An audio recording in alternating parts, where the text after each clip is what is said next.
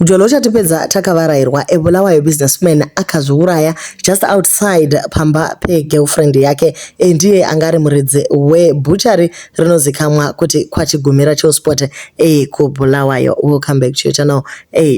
Kukwazisei, please don't forget to like and subscribe. So murume uyu anonzi John Tafadzwa Madzikatire anga ari married kumdzimai wake uyu atiri kuona anga aine vana vaviri, ane mari guys, semuridziwo wekwaChigumira. So takakura chikuti waChigumira ndokaudri pake.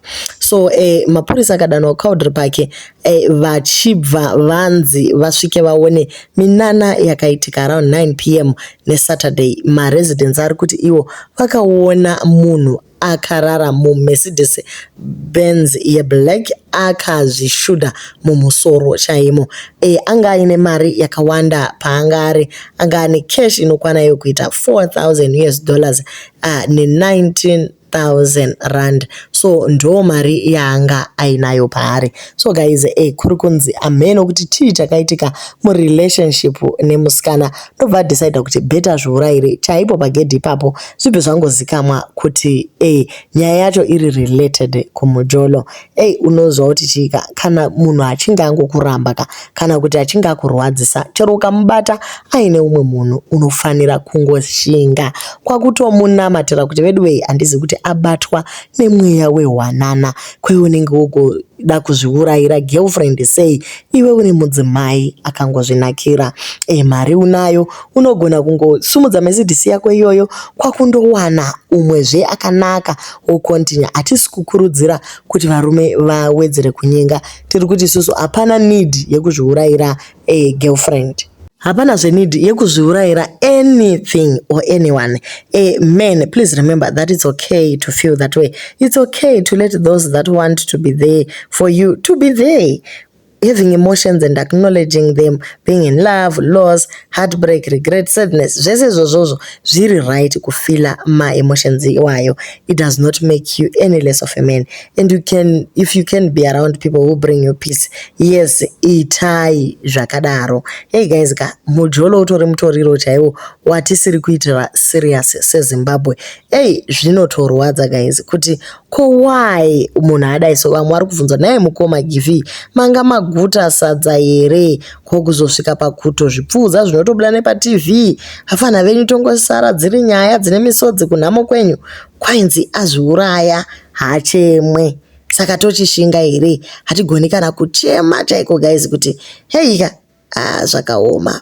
Bamunini dei vakatoatenda lessons aShadaya aleno perish. Zvino ivo vozopedzisira vangovawo perish yacho.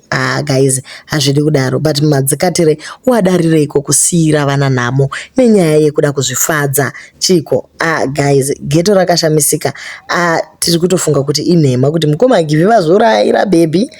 Guys, dai zvaibvira dei madzoswa 2 minutes matsanangura kuti nyaya yei. Inyaya yei mukoma Givi? Ko zvakafamba sei? Ko kana zvaramba kukungobva maibveiko?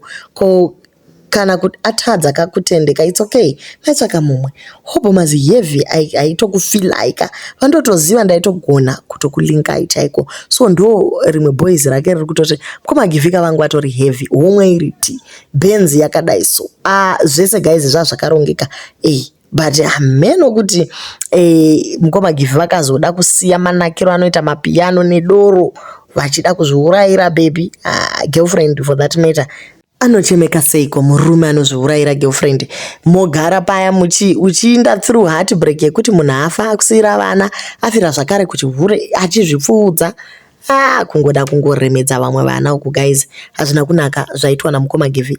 Kuvarume vese vakateerera, dai mangodzidzawo kuti kana zvinhu zvikarema zvikaoma zvikadii, tsvaga vanhu vekutaura navo. Counseling chaiyo inoshanda.